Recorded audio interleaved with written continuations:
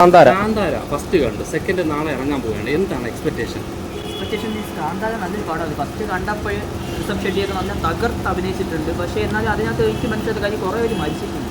അതെന്താണ് ദുരൂഹത? കാരണം അത് ചിലപ്പോൾ ഒരു സങ്കല്പമായിരിക്കാം, ചിലപ്പോൾ നടന്നൊരു കഥയായിരിക്കാം. പക്ഷേ ദൈവത്തിനെ കുറിച്ചുള്ളതാണ്. കാരണം ഇപ്പോഴത്തെ കാലത്ത് ദൈവത്തിൽ വിശ്വസിക്കുന്നവരും ഇല്ലാത്തവരും ഉണ്ടാവാം. ബട്ട് എനിക്കത് കണ്ടു വെച്ചിട്ട് ഫസ്റ്റത്തെ ഇത് അടിപൊളിയായിരുന്നു. എന്നുവെച്ചാൽ ഋഷഭ് ഷെട്ടി ആയാലും അതെന്ന് വെച്ചാൽ നടനും എല്ലാവരും അടിപൊളിയായിട്ട് ആ പടം ചെയ്ത് തീർത്തിട്ടുണ്ട്.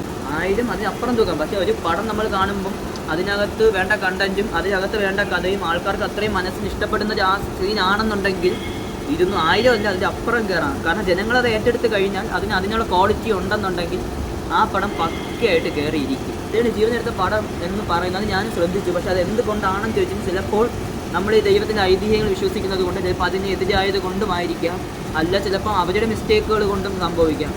ഇപ്പം പല ഷൂട്ടിംഗ് സ്ഥലത്തും ചിലപ്പോൾ വെള്ളത്തിൽ വീണ് അങ്ങനെയൊക്കെ മരിക്കുന്ന ഒരുപാട് ആൾക്കാരുണ്ട്. ഇപ്പം ഇതിൽ ഞാൻ കണ്ടത് കൂടുതൽ ഹൃദയാഘാതം വന്ന് മരിക്കുന്നത് അത് അവരുടെ ബോഡി സിംറ്റംസ് വെച്ചിട്ടും ആയിരിക്കാം. ബട്ട് എനിക്കിതിന് മനസ്സിലാകാന്ന് വെച്ച് കഴിഞ്ഞാൽ ഇതിനകത്ത് എന്തോ ഒരു ഇതുണ്ട്, ഒരു ദുരൂഹത ഉണ്ട് ഈ പടത്തിനകത്ത്. പക്ഷെ അത് എന്താണെന്നുള്ളത് ആ സംവിധാനം ചെയ്ത ആൾക്കാർക്കോ ഈ പടം അഭിനയിച്ചവർക്കോ അറിയത്തില്ല. പക്ഷേ ഇതിലൊക്കെ ഇത്രയും വിഷയമുണ്ടെങ്കിൽ അതിന് നടിക്കുന്നു.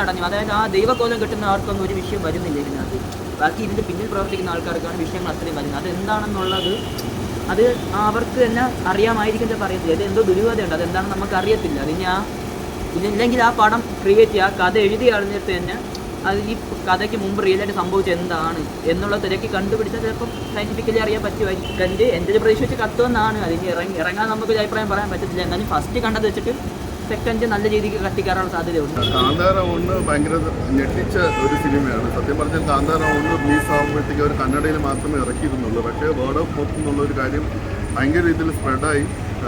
നോർത്ത് ഇന്ത്യയിലും സൗത്ത് ഇന്ത്യയിലൊക്കെ ഭയങ്കരമായിട്ടുള്ള ഒരു സിനിമയ്ക്ക് വേണ്ടി ഈ ഒരു ഡബ്ബിങ്ങിന് വേണ്ടിയിട്ടുള്ള ആവശ്യം വന്നു. ഇപ്പോൾ എനിക്ക് ഓർമ്മയായിട്ട് ഞാനൊന്ന് ജോലി ചെയ്തിരുന്ന സ്ഥലത്ത് ഈ ഒരു സിനിമ റിലീസില്ലായിരുന്നു. അവിടെ പിന്നെ ഒരാഴ്ചയ്ക്ക് ശേഷമാണ് കന്നഡ വെർഷൻ റിലീസായത്. അപ്പോൾ ഞാൻ കന്നഡ വെർഷൻ ഞാൻ ആ തിയേറ്ററിൽ പോയി കണ്ടതാണ്. പിന്നെ ഒന്നുകൂടെ ആ ഒരു സിനിമ കണ്ടിരുന്നു, ഹിന്ദിയിൽ കൂടെ ഇറങ്ങിയപ്പോൾ കണ്ടിരുന്നു.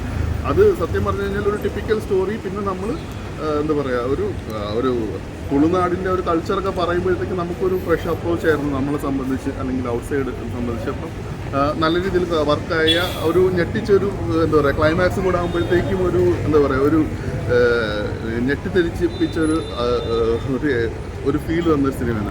പക്ഷേ ഇതിൻ്റെ ഒരു കാന്താര 1 അതായത് എന്തുകൊണ്ട് ഇതിൻ്റെ ഒരു ഹിസ്റ്ററിയാണ് അവർ പറയാൻ ശ്രമിക്കുന്നതെന്നാണ് ട്രെയിലറിൽ നിന്ന് ഞാൻ മനസ്സിലാക്കിയത്.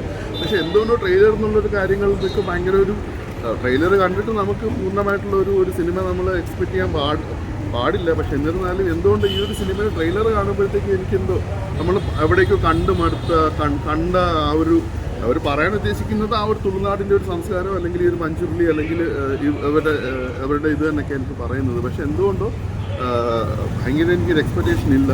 ടിക്കറ്റ് ഞാൻ എടുത്തിട്ടുണ്ട് ഫസ്റ്റ് ഷോയ്ക്ക് തന്നെ ഇവിടെ ഈ തിയേറ്ററിൽ. എന്നിരുന്നാലും ഒരു മികച്ചൊരു അനുഭവം ആവട്ടെ എന്ന് തന്നെയാണ് എൻ്റെ ഒരു പ്രതീക്ഷ. പക്ഷേ ട്രെയിലർ അത്ര ഒരു സാറ്റിസ്ഫൈങ് ആയിട്ട് തോന്നിയില്ല. 2025 ഇനി ഇന്ത്യൻ സിനിമ ഇറങ്ങാനിരിക്കുന്ന സിനിമകളിൽ ഈ ഒരു സിനിമയ്ക്ക് മാത്രമേ പ്രതീക്ഷയുള്ളൂ എന്നാണ് ഭയങ്കര ന്യൂസിൽ വരുന്നത്. പക്ഷേ നല്ല രീതിയിലുള്ള ഇനിഷ്യൽ പുള്ളിങ് ഉണ്ടാവും. ആന്ധ്ര തെലങ്കാനയിൽ കുറച്ച് ഡൗട്ടുണ്ട്. കാരണം അദ്ദേഹം ഹൈദരാബാദിൽ ഈ ഒരു സിനിമയുടെ പ്രീ റിലീസ് ഇവൻറ്റിന് പോയിട്ട് അദ്ദേഹം സംസാരിച്ചത് കന്നഡയിലാണ്. അത് വല്ലാത്ത രീതിയിൽ ഒരു എന്താ പറയുക ഒരു നെഗറ്റീവ് വികാരം തെലുങ്ക് പ്രേക്ഷകർക്കിടയിൽ ഉണ്ടാക്കിയിട്ടുണ്ട്.